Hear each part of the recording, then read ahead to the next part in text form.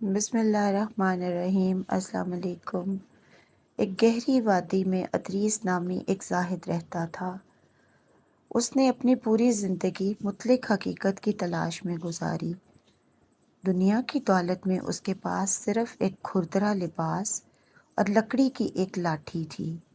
آس پاس کے دیہات کے لوگ سمجھتے تھے کہ اس کے پاس کوئی پوشیدہ خزانہ ہے، کیونکہ وہ کبھی کسی چیز کا طلبگار نہیں ہوتا تھا۔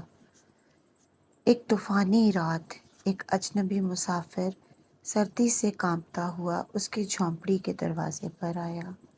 ادریس نے اس کے ساتھ سوکھی روٹی کا ایک ٹکڑا بانٹا اور خود ٹھنڈی زمین پر سو گیا۔ اس رات اسے احساس ہوا کہ انسانیت کی اصل گرمی مضبوط چھت میں نہیں بلکہ ایسے دل میں ہوتی ہے جو بغیر شکایت کے دوسروں کے دکھ بانٹتا ہے۔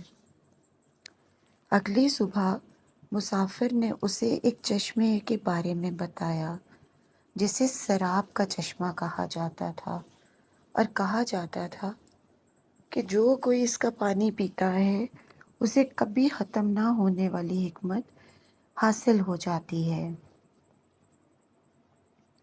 ادریس تجسس میں اپنی جھونپڑی چھوڑ کر روانہ ہو گیا۔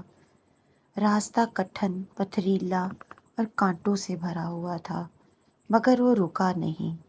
ایک تپتے ہوئے صحرا میں پہنچ کر اس نے سیکھا کہ منزل تک پہنچنے کا راز تیز چلنے میں نہیں بلکہ ثابت قدم رہنے میں ہے۔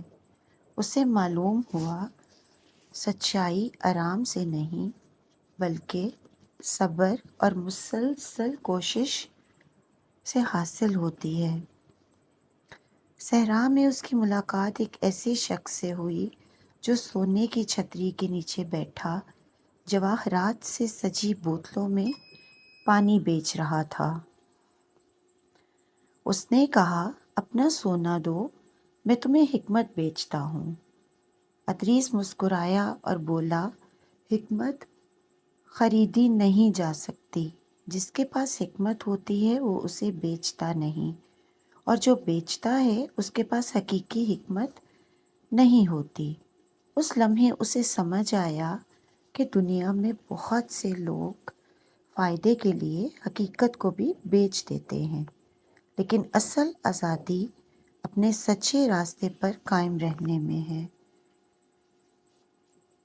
پھر وہ ایک عظیم غار میں داخل ہوا۔ وہاں اس کے ماضی کی غلطیوں کی گونج سنائی دینے لگی۔ پچھتاوا اس کے دل پر چھا گیا، مگر اس نے گہرا سانس لیا اور کہا، ماضی رہنے کی جگہ نہیں بلکہ سیکھنے کا مدرسہ ہے۔ فوراً آوازیں خاموش ہو گئیں۔ اس نے جان لیا کہ جو شخص خود کو معاف نہیں کرتا وہ مستقبل کی روشنی نہیں دیکھ سکتا۔ آگے چل کر اسے ایک شفاف جھیل ملی۔ اس نے پانی میں اپنا عکس دیکھا۔ اسے محسوس ہوا کہ چہرہ انسان کی اصل حقیقت نہیں بلکہ اصل حقیقت اس کے کردار میں چھپی ہوتی ہے۔ اس نے سمجھا کہ ہم اکثر لوگوں کے ظاہری چہروں کو دیکھ کر فیصلہ کر لیتے ہیں، حالانکہ ہر انسان کے پیچھے جدوجہد کی ایک لمبی کہانی ہوتی ہے۔ راستے میں ایک بوڑھا خشک درخت ملا جس کی شاخیں بے جان تھیں، مگر وہ ہر آنے جانے والے کو سایہ دیتا تھا۔ ادریس نے سوچا کہ یہ خود اتنا کمزور ہو کر بھی دوسروں کو راحت کیوں دیتا ہے؟ تب ہوا نے گویا اس کے کان میں سرگوشی کی، عطا کرنا دولت پر نہیں بلکہ نیت پر منحصر ہوتا ہے۔ اس نے سیکھا کہ سخاوت مال کی فراوانی سے نہیں بلکہ دل کی وسعت سے پیدا ہوتی ہے۔ کچھ دور اسے ایک تاج پہنے بادشاہ ملا۔ ادریس نے ادب سے راستہ دیا۔ بادشاہ نے پوچھا، کیا تم میرے سامنے جھکتے ہو؟ ادریس نے جواب دیا، میں بادشاہ کے سامنے نہیں بلکہ اس انسان کے احترام میں جھکتا ہوں جس پر اپنی رعایا کی امانت ہے۔ بادشاہ اس کے جواب سے شرمندہ ہو گیا۔ ادریس نے جان لیا کہ اصل عظمت عاجزی میں ہے، تکبر میں نہیں۔ بعد میں وہ جنگل میں گیا اور 1 ہفتہ مکمل خاموشی اختیار کی۔ اس نے محسوس کیا کہ انسان بہت بولتا ہے تاکہ اپنی موجودگی ثابت کرے، مگر خاموشی وہ سچ دکھاتی ہے جسے شور چھپا دیتا ہے۔ کچھ آگے 2 راستے آئے، ایک پھولوں سے سجا ہوا، دوسرا پتھروں سے بھرا۔ ادریس نے مشکل راستہ چنا۔ ایک مسافر نے پوچھا، تم نے آسان راستہ کیوں نہ لیا؟ ادریس نے جواب دیا، آسان راستہ وہاں لے جاتا ہے جہاں دوسرے چاہتے ہیں، جبکہ مشکل راستہ وہاں پہنچاتا ہے جہاں تم خود جانا چاہتے ہو۔ پھر وہ ایک ایسے گاؤں پہنچا جہاں لوگ پانی کے ایک کنویں پر لڑ رہے تھے۔ اس نے سب کے لیے پانی کی تقسیم کا منصفانہ انتظام کیا اور جھگڑا ختم ہو گیا۔ اس نے سمجھا کہ انصاف صرف فیصلہ سنانے کا نام نہیں، بلکہ مسئلے کی جڑ ختم کرنے کا نام ہے۔ بعد میں وہ ایک عظیم شہر پہنچا جہاں پرانے بادشاہوں کی یاد میں بڑے بڑے محل بنے ہوئے تھے۔ اسے احساس ہوا کہ دنیا کی ہر چیز ایک دن ختم ہو جاتی ہے۔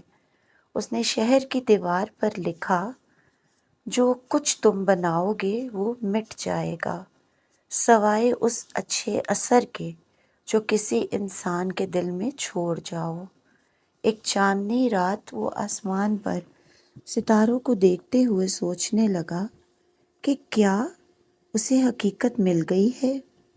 تب اس کے دل میں جواب آیا کہ حقیقت کسی چشمے یا کتاب میں نہیں، بلکہ خود سفر میں پوشیدہ تھی۔ اس نے سمجھ لیا کہ زندگی مسلسل سیکھنے کا نام ہے۔ اگر انسان سوال کرنا چھوڑ دے تو اس کی روح بھی رک جاتی ہے۔ آخر کار وہ اپنے گاؤں واپس آیا۔ لوگ اس سے پوچھنے لگے، تمہیں اپنے طویل سفر میں کیا ملا؟ ادریس نے خاموشی سے جواب دیا، مجھے معلوم ہوا کہ جس حقیقت کی تلاش میں میں نکلا تھا وہ ہمیشہ میرے اپنے دل میں موجود تھی۔ مجھے صرف اتنا سیکھنا تھا کہ میں اس کی آواز کیسے سنوں۔ اس کے بعد اس نے گاؤں کے بچوں کو اپنی کہانیاں سنانا شروع کی۔ اس نے انہیں سکھایا کہ وہ درخت کی طرح دوسروں کو فائدہ پہنچائیں۔ مشکل راستوں سے نہ گھبراؤ، خاموشی کی قدر کرو، عاجزی اختیار کرو اور ہمیشہ سچ کی تلاش میں رہو۔ پورا گاؤں بدل گیا۔ ادریس نے کوئی کتاب نہیں لکھی، مگر اپنی حکمت لوگوں کے دلوں میں لکھ دی۔ اس نے جان لیا کہ جو حکمت دوسروں تک نہ پہنچے وہ مردہ حکمت ہے، اور سب سے بڑا حکیم وہ ہے جو دوسروں کو بھی حکمت مند بنا دے۔ آخر ایک پرسکون رات وہ دنیا سے رخصت ہو گیا۔ اس نے سونا یا خزانے نہیں چھوڑے، بلکہ ایک ایسا گاؤں چھوڑا جہاں محبت، امن، انصاف اور انسانیت زندہ تھی۔ اس کی کہانی نسل در نسل سنائی جاتی رہی۔ ہر وہ شخص جو زندگی کا اصل مطلب تلاش کرتا، ادریس کی زندگی سے یہ سبق سیکھتا، حکمت منزل تک پہنچنے میں نہیں، بلکہ اس راستے میں ہے جسے ہم کیسے طے کرتے ہیں اور اپنے بعد دوسروں کے دلوں پر کیسا اثر چھوڑ جاتے ہیں۔ اگر آپ کو یہ کہانی اچھی لگی ہو تو اپنی رائے کا اظہار کمنٹ میں ضرور کیجیے گا۔ اللہ پاک ہم سب کا حامی و ناصر ہو، آمین ثم آمین۔ جزاک اللہ۔